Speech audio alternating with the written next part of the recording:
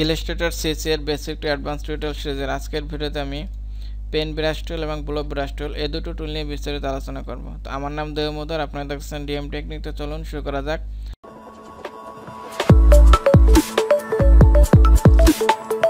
তো প্রথমে pen brush টুল নিয়ে আলোচনা করি, যার শর্টকাট কি হচ্ছে আপনার বি।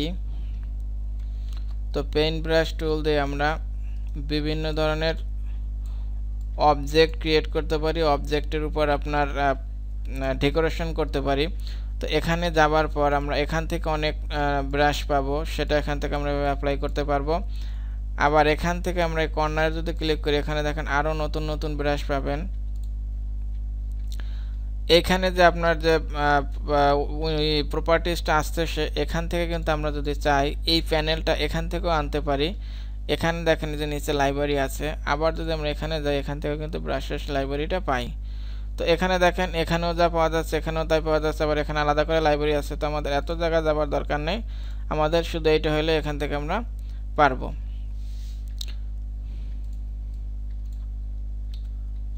তো এখান থেকে আমি একটা ব্রাশ দেখেন এখন কিন্তু ব্রাশটা অ্যাপ্লাই হচ্ছে না। তো এরকম যদি হয় কাজের সময় কী করবেন, এখানে এরকম ক্লিক করে এখান থেকে রিসেটে গিয়ে ওকে দিয়ে দেবেন, তাহলে দেখবেন ঠিক হয়ে যাবে। তো আমি এটা আবার নেই,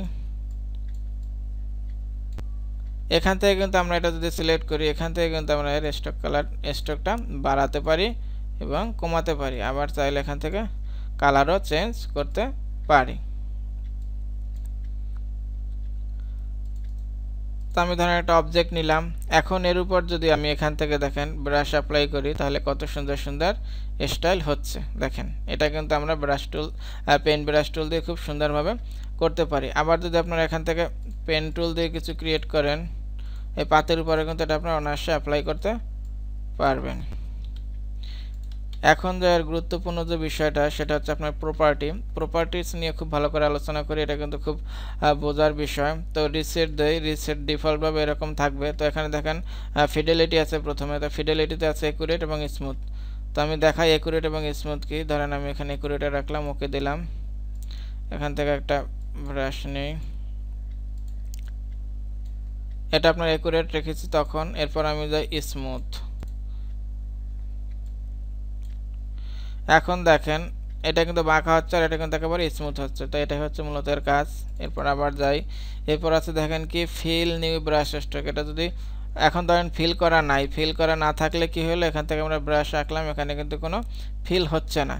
এখন যদি আমি এখান থেকে ফিল করে দেই, ওকেতে দেই এবং এখানে ফিলে যদি একটা কালার দেই, এখন দেখেন এখানে কিন্তু ফিল হচ্ছে। তো এটা দিয়ে মূলত কালার ফিল হচ্ছে। তো এরপর কি আছে কিপ সিলেক্টেড এবং এডিট সিলেক্টেড পাথ। আমি এখন কিপ সিলেক্টেড দেখাই, এটাকে উঠাই দেই। কিপ সিলেক্টেড দিলেই দেখেন এর জয়েন্টগুলো দেখা যাচ্ছে। এরপর এখান থেকে আমরা আবার অ্যাড করতে পারি। এখানে যখনই অ্যাড করব তখন দেখেন এটা কিন্তু অ্যাড হয়নি, আলাদা থাকছে। তো এটা কিভাবে অ্যাড করা যায়, সেক্ষেত্রে এখানে আমরা যাই, দেখেন এখানে আমরা এডিট সিলেক্টেড পাথ যদি এটা দিয়ে রাখি, এর একটা লিমিটেশন আছে 12 পিক্সেল পর্যন্ত এডিট হবে। তো আমি বাড়াই দিই, সরি 20 পিক্সেল পর্যন্ত এডিট হবে। তো এটাকে ওকে দেই। এখন আমি এখান থেকে যদি দেই, দেখেন এই রেখাটার উপরেই কিন্তু এটা আপনার অ্যাড হয়ে মডিফাই হচ্ছে। তো এটার কাজ হচ্ছে মূলত এই। এখন আমরা চাইলে আমাদের নিজেদের ইচ্ছা মতো কিন্তু আমরা ব্রাশ ক্রিয়েট করতে পারি। তো সেটা কিভাবে,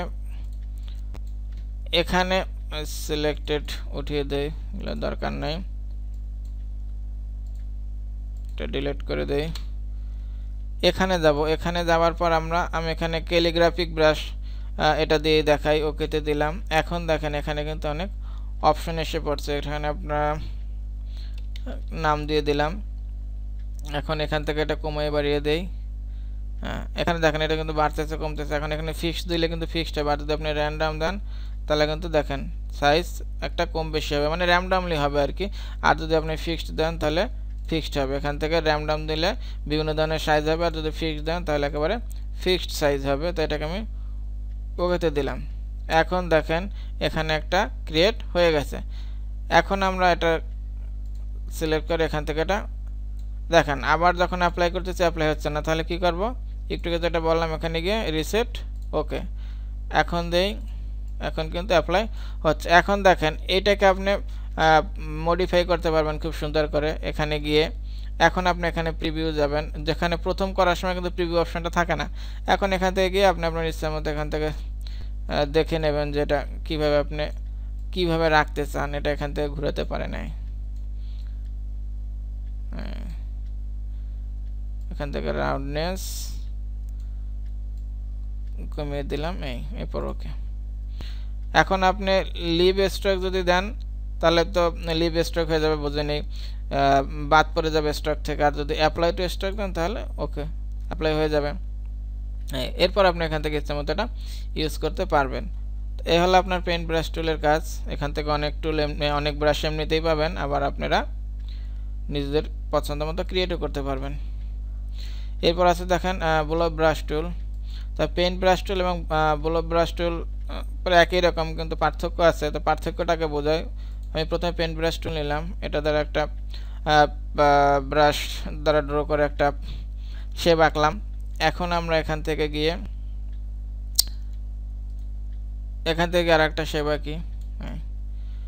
এখন আমি এখান থেকে কিপ এবং মার্স এই দুটাকে উঠাই নিই। এখন দেখেন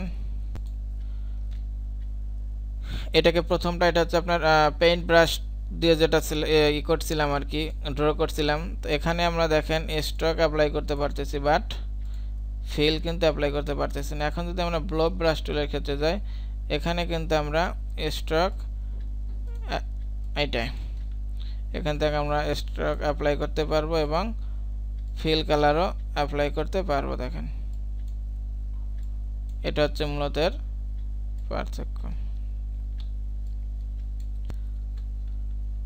এর আবার প্রপার্টিজ আছে, দেখি প্রপার্টিজে কি আছে।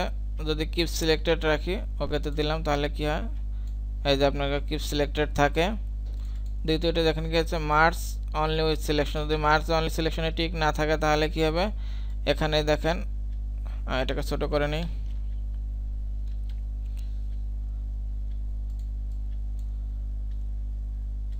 এখানে কিন্তু এখন মার্জ অনলি উইথ সিলেকশন, এটা কিন্তু টিক দেওয়া নাই।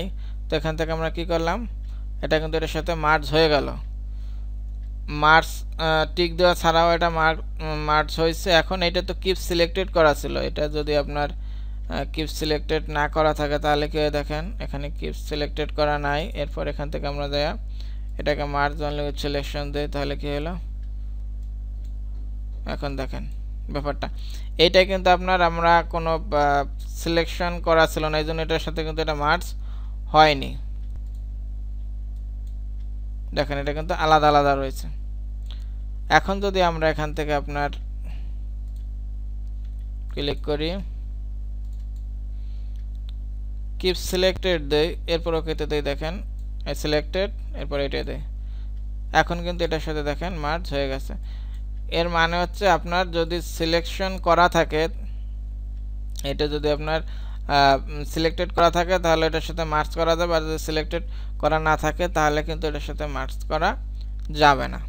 এরপর এখানে যে আপনার ফিডেলিটি এবং যে স্মুথের বিষয়টা আছে, একটু আগে আমি আলোচনা করেছি, সেটা নিয়ে আলোচনা করব না। এখানে আছে ডিফল্ট ব্রাশ অপশন। এটা মূলত আপনি এই যে ব্রাশটা আমি আঁকতেছি ডিফল্টভাবে, এখান থেকে সেটার সাইজ কমাইতে বাড়াতে পারি, অ্যাঙ্গেল দিতে পারি, রাউন্ডিং দিতে পারি। ডিফল্ট ব্রাশটা এখান থেকে আমি পরিবর্তন করতে পারি, এই আর কি।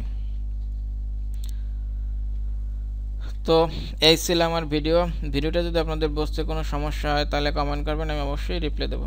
ভালো থাকবেন সবাই, নিজের খেয়াল রাখবেন। Thank you, bye, take care.